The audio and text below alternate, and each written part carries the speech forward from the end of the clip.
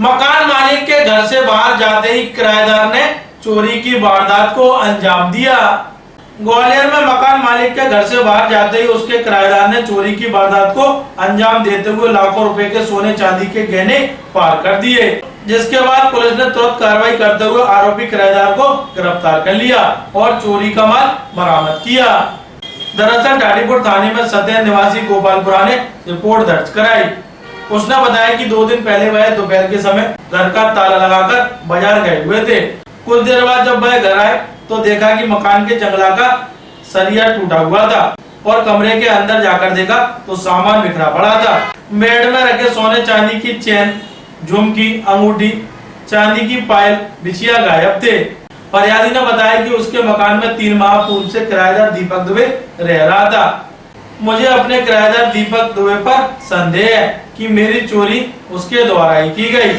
ढाडीपुर थाना पुलिस ने चोरी के मामले में तुरंत कार्रवाई करते हुए किराएदार दीपक दुबे को हिरासत में लेकर पूछताछ की तो उसने चोरी की वारदात करना स्वीकार कर लिया।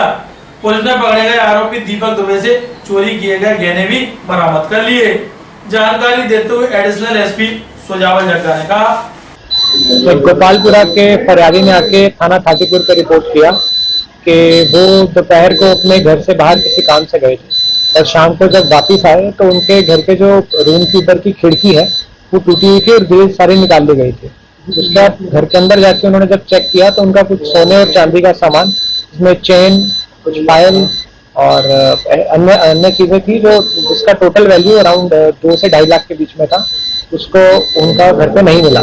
तो उसको उन्होंने थाने पे आके रिपोर्ट किया तो थाने पे अपराध क्रमांक 300/26 अंतर्गत धारा 305A और 331(3) दर्ज किया गया और इसकी विवेचना शुरू की गई, जिसमें पुलिस को सफलता मिली है चोर को ढूंढने में और कुछ सामान भी रिकवर हुआ है। जो सामान उसमें एक सोने का मंगलसूत्र है, मोती है, अंगूठी है, झुमकियां हैं, जो तकरीबन 1.5 लाख इसकी मार्केट वैल्यू है। जो आरोपी है वो उनका मकान मालिक का किराएदार ही निकला है, जो ऑलरेडी रेकी कर रहा था और ऑब्जर्व कर रहा था कि मकान मालिक कब आते हैं कब जाते हैं।